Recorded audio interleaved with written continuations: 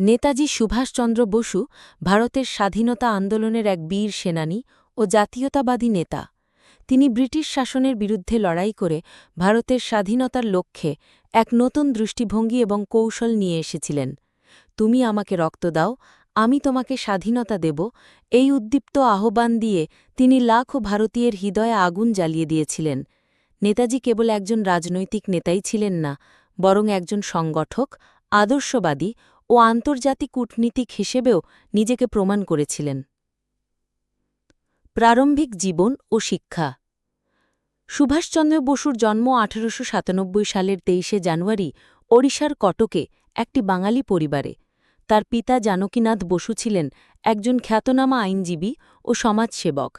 তার মাতা প্রভাবতী দেবী ছিলেন ধর্মপরায়ণা ও স্নেহময়ীমায়ী। সুভাষ ছিলেন তাদের ১৪টি সন্তানের মধ্যে নবম। শিক্ষাজীবনে সুভাষ অত্যন্ত মেধাবী ছিলেন। কটক শহরের রাভেনশা কলেজিয়েট স্কুল থেকে ম্যাট্রিক পাশ করার পরে তিনি প্রেসিডেন্সি কলেজে ভর্তি হন। সেখানেই তিনি প্রথম ব্রিটিশ বিরোধী মনোভাব প্রকাশ করেন এবং এক ইংরেজ অধ্যাপককে ইন্ডিয়ানদের প্রতি বর্ণবিদ্বেষী আচরণের প্রতিবাদ করে কলেজ থেকে বহিষ্কৃত হন। পরবর্তীতে তিনি স্কটিশ চার্চ কলেজ থেকে দর্শনে অনার্স নিয়ে স্নাতক হন।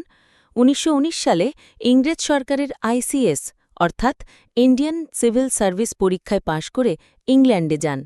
কিন্তু কিছুদিনের মধ্যেই তিনি সিদ্ধান্ত নেন ব্রিটিশ সরকারের অধীনে চাকরি করার থেকে দেশের জন্য লড়াই করা তার কাছে বেশি জরুরি।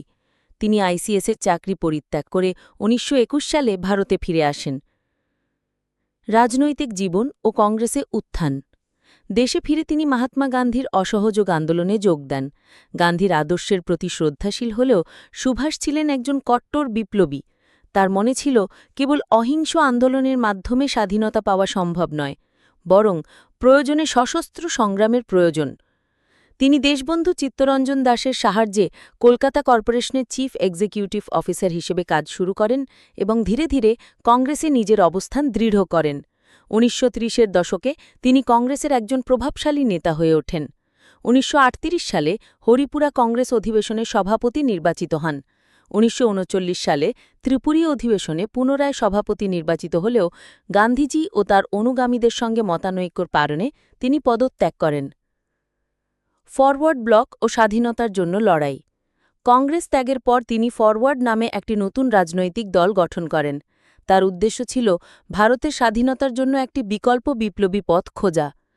ব্রিটিশ সরকার তার কর্মকাণ্ডকে বিপজ্জনক মনে করে তাকে গৃহবন্দী করে, কিন্তু ১৯৪১ সালে তিনি চমৎকার কৌশলে গৃহবন্দিত্ব ভেঙে পালিয়ে যান।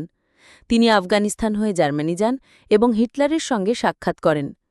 পরে তিনি জাপানে যান এবং সেখানেই গড়ে তোলেন আজাদ হিন্দ ফৌজ বা ইন্ডিয়ান ন্যাশনাল আর্মি।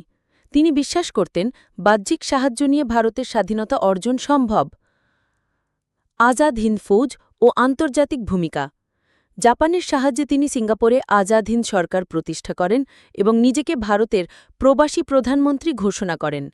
আইএনএ তৎকালীন ব্রিটিশ অধিকৃত ভারতের উত্তর পূর্ব সীমান্তে প্রবেশ করে আন্দামান নিকোবর দ্বীপপুঞ্জে ভারতের জাতীয় পতাকা উত্তোলন করে। নেতাজি আইএনএকে দিয়ে মণিপুর ও নাগাল্যান্ড পর্যন্ত আগাতে সক্ষম হন, কিন্তু পরবর্তীকালে জাপান ও জার্মানির পরাজয় ও রসদ সংকটের কারণে এই বাহিনী পিছিয়ে যেতে বাধ্য হয়। তবুও নেতাজির প্রেরণা এবং আজাদ হিন্দ ফৌজের আত্মত্যাগ পরবর্তীতে ভারতীয় সেনাবাহিনীর মানসিকতায় ও স্বাধীনতা আন্দোলনে গভীর প্রভাব ফেলে। নেতাজির মৃত্যু ও বিতর্ক। ১৯৪৫ সালের ১৮ই আগস্ট নেতাজির একটি বিমান তাইহোকু তৎকালীন জাপানের অধীনে বিমানবন্দরে দুর্ঘটনার শিকার হয় এবং তার মৃত্যু হয় বলে সরকারিভাবে ঘোষণা করা হয়। কিন্তু তার মৃত্যু বিষয়ে বহু বিতর্ক ও রহস্য রয়ে গেছে। অনেকেই বিশ্বাস করেন তিনি দুর্ঘটনায় মারা যাননি, বরং গোপনে জীবিত ছিলেন।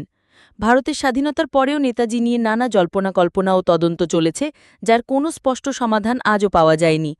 নেতাজির আদর্শ ও উত্তরাধিকার। নেতাজি ছিলেন এক দুর্দান্ত সংগঠক, সাহসী বীর এবং দৃঢ় চেতনার মানুষ। তার নেতৃত্বের গুণ, আত্মত্যাগের আদর্শ এবং চরম দেশপ্রেম ভারতের জাতীয়তাবাদী চেতনাকে শক্তিশালী করেছে। তিনি বিশ্বাস করতেন স্বাধীনতা ভিক্ষা করে নয়, ছিনিয়ে নিতে হয়। তার আজাদ হিন্দ ফৌজের মূলমন্ত্র ছিল দিল্লি চলো। তার নেতৃত্ব ভারতের স্বাধীনতা আন্দোলনের একটা নতুন অধ্যায় রচনা করেছিল। বহু তরুণ তার দ্বারা অনুপ্রাণিত হয়ে স্বাধীনতা সংগ্রামে ঝাঁপিয়ে পড়েন। তার অবদান ভারত সরকার পরবর্তীকালে নানা উপায়ে স্মরণ করেছে। তার জন্মদিন ২৩শে জানুয়ারি সরকার পরাক্রম দিবস হিসেবে ঘোষণা করেছে। নেতাজি সুভাষচন্দ্র বসু ভারতের ইতিহাসে এক উজ্জ্বল নক্ষত্র। তার জীবন ছিল সংগ্রাম, ত্যাগ, আদর্শ এবং অদম্য সাহসের প্রতীক। আজও তিনি কোটি কোটি ভারতীয়ের হৃদয়ে অমর। ইতিহাস তাকে মনে রাখবে একজন জাতীয় বীর, একজন অগ্রদূত এবং একজন বৈপ্লবিক চিন্তাবিদ রূপে। উক্তি: তুমি আমাকে রক্ত দাও, আমি তোমাকে স্বাধীনতা দেব।